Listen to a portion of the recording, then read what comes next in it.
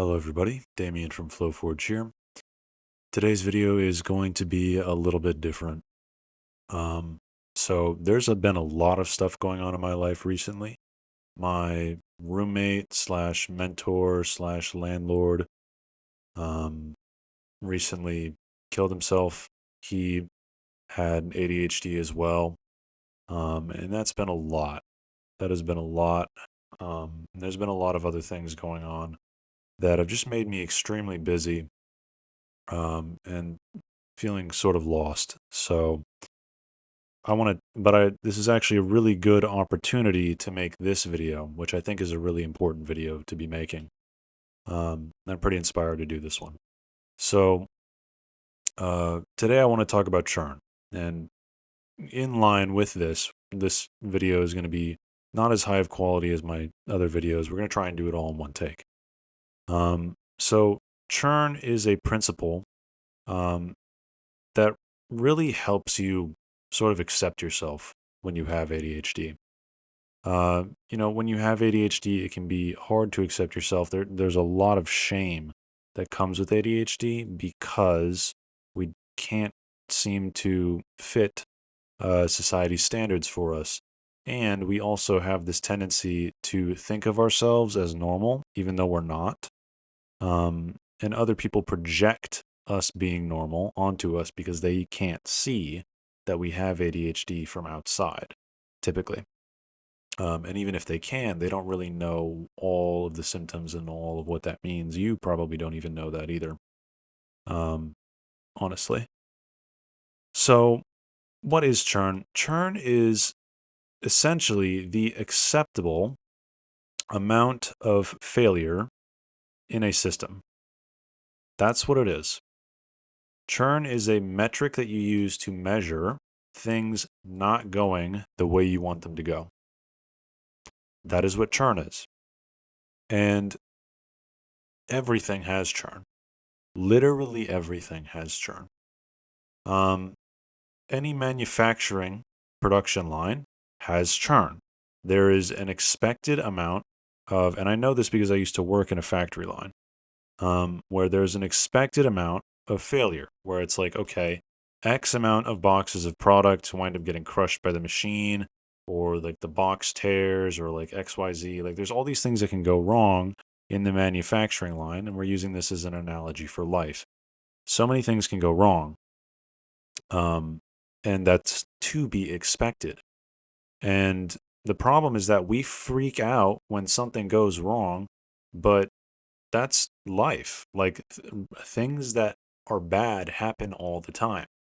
And the thing that we need to understand about ADHD is that we basically just have a higher churn than neurotypical.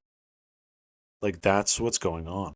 When you have ADHD, the churn in your system is higher. You're also churning through more. So what I mean is, we tend to have very erratic, sporadic, chaotic thinking. And a lot of us are E2. I find that most people with ADHD actually are E2, which if you don't know what that means, it basically means your neurons grow denser and faster, and learning is inherently more, how would I put this, enjoyable to you. Like typically people with E2 have learning addiction, but people will call this gifted. This is basically the gifted trait. Um, and it high comorbidity with ADHD. So, what this means is that we're also typically, with the default mode network working how it does in our brain, we're constantly having good ideas. We're constantly studying new things. It's like we're constantly transforming into a cooler version of ourselves, except we're not actually consistent enough to like ever fully really do it. Is kind of the cycle that we live in. And so what's actually going on here is we're integrating cool stuff faster and more than normal people, but we're also losing the implementation faster. We're making more failures along the way. So there's really just more happening in general. That's really what's going on. And, we tend to think of churn as the enemy. We tend to think of failure as the enemy, but it's not. Once you understand that, oh, this is just churn, like, oh, I lost my keys again, and that was really important, and I shouldn't have done that. It's like, that is literally just churn. That's churn. That's expected failure for the ADHD system, and there is an acceptable amount of that, right? And so you don't have to freak out and hate yourself for losing your keys. You just don't have to. You don't have to hate yourself and freak out because this didn't go how you wanted it to. And you don't have to be perfectionist because you understand, oh, ADHD has a very high churn. Then what I need to do is I need to just accept that. If you can accept that ADHD has a high churn, this is how you beat perfectionism, because our system is really not made for it. Our system is made for doing a high volume of stuff and then watching a lot of it not really be useful or work well. And then we'll find like these sort of like gold nuggets in this process. You know, when you're panning for gold every once in a while, you'll get a big one. That's kind of how you can think about ADHD. It's like you just need to generally take more action and be doing more things than normal people would do. And then if you do that and you're thinking more things and you're trying more things out and you're experimenting more than other people, if you have the mindset of I'm going to experiment more than other people, then you are going to find some really big nuggets of information. I call these El Dorado ideas. Or you're going to find some sort of tactic or method that works really, really well. And then after you just like find a few of these, it's like you're set. And it just takes some time, right? And I'm going to tell you the really good baseline is just using timers and using a calendar. And if you're going to use a timer, use music with it as well. Um, I like Brain FM. Brain FM works really, really well for ADHD. If you don't know what that is, it's music that basically gets certain parts of your brain to talk to each other better so that you can actually stay focused. And it works really well. They have some free stuff on YouTube. Look them up. Um, but yeah, no, like you find these things, you kind of find the what works for you, because everybody has what we'd call different weapons. You know, which if you've ever watched Blue Lock, you know what I'm kind of talking about here, where everybody seems to have like these sort of skills or ideas that really, really resonate with them. Like, for example, I know somebody with ADHD who, for whatever reason, their emotional IQ is really, really high. And their entire thing is they are very interested. They almost have like a special interest, I think, in emotions and exploring them.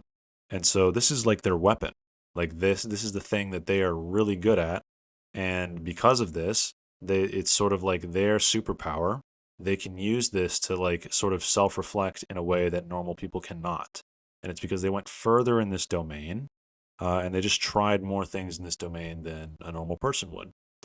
Um, for some of us, it's just being an extremely multi-potentialite, where it's like our power is just generalism, basically. Um, but how this relates to churn, I'm gonna level with you guys. I'm not sure how it relates to churn. I kind of got distracted there. But diminishing returns, I wanted to talk about this point real quick. So we tend to think of diminishing returns as a bad thing, right? And this is in line with churn. You'd think like, oh, uh, I shouldn't do X, Y, Z because churn is just going to gobble it all up, right? That's kind of the mindset that we can have. Oh, I shouldn't do X, Y, Z because I'm just going to fail. It's learned helplessness, and it comes partially from shame. And we have to learn how to get through this with ADHD. I'm going to give you an example. Recently, I sort of kind of realized that I actually am good at memorizing things. It's just because of my poor working memory. I felt this shame and felt like this feeling like I have a bad memory, and so I never bothered to even try to memorize things. Now I'm finding out I actually have a pretty good memory and I can memorize these things. It's just the working memory that's bad, which is the very, very short term, which is a ADHD symptom. Um, so this is an example of like I didn't even try it because I felt like the churn was just going to gobble it up. But the thing is, diminishing returns are still returns. They're still returns. And the thing about being neurotypical or neurodivergent is you can do all the things that a normal person can. You might just need special help, or you might need special tools. You might need more time. Whatever it is, you can do everything a neurotypical can. You just need to do it under different conditions. You might need some extra help or some extra time. That's really all it is. A task that might take one person 5 minutes might take you an hour. But guess what? That's okay, as long as it gets done. And then if you keep stacking these, we talk on this channel a lot about stacking systems. Like, this is really how you sort of grow in life, is you sort of stack these systems, these SOPs, which are like bookmarks for success. My video editing process is one of them, and I'm breaking free from it right now to experiment. But I mean, this whole layout, it's like I've forged a flow here. This is an SOP, you know, and externalizing these is really good too. But like, I'm sorry, getting a little sidetracked here. I forgot what I was saying. However, I'll just keep going. So the, I'm sorry, guys. Volume and quality. That's what I want to talk about next. So, oh yeah, that actually is in line with this. And that's where I was going. So, SOPs help you bookmark success, right? And this is how you get reproducible quality every single time and make it fast. When you make an SOP for something, you have now basically semi-automated it. That's how you can think about it. It's a semi-automation. It's a mental automation. And it's really important to be doing this when you have ADHD because of how our brains get scattered and confused and like lose track of things and forget things. When you try to do a task, you could get wildly different results every single time you try to do that task. But if you've externalized it into an SOP, which stands for Standard Operating Procedure, which, by the way, is just a checklist. I'm using fancy terminology, but it's a checklist. That basically allows you to get this reproducible success that you can get quickly.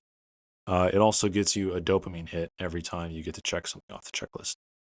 A good tool for checklists is Obsidian, which is what I'm using now. You can do these characters. You do the dash, and then you do the brackets with a space in them. Do another space, bam, now you have a checkbox. And then if you hit enter, you get another one. Well, it didn't because I didn't put anything there. But that's how you do that. So go ahead and embrace churn. Just understand that, the ADHD system, your brain is kind of like a boat with a leak in it. And you just got to keep taking out the water and dumping it out. And then just like keep trying. Just keep trying. It's harder, but overcompensation is genuinely a good ADHD tactic. It's not the best one, but it is a good one. And it is one that you should learn to embrace. If we have this nerf from birth, then sometimes all we can do is overcompensate and just be okay with diminishing returns. Be okay with doing something poorly. This video is the example of that. I know I've made a few blunders in this video, and it might be going on for too long now, but it doesn't matter. I haven't posted a video in a while. I needed to post a video. So bad is better than nothing, right? So the next time you run into perfectionism, just remind yourself ADHD has high churn, and churn is acceptable. It is literally the amount of acceptable failure within a system. And I find this mindset helps me bypass perfectionism, and I get way more done, even if it's not as good. But then in that process, I learn things, and in this experimentation, I find these El Dorado ideas, these little nuggets of wisdom and things like that help me later down the line. So this is higher ROI than just sort of sitting there and being addled and being like, oh, what do I do? You know? So accept you, accept your churn. Please take care of your mental health. Have a good day. God bless you.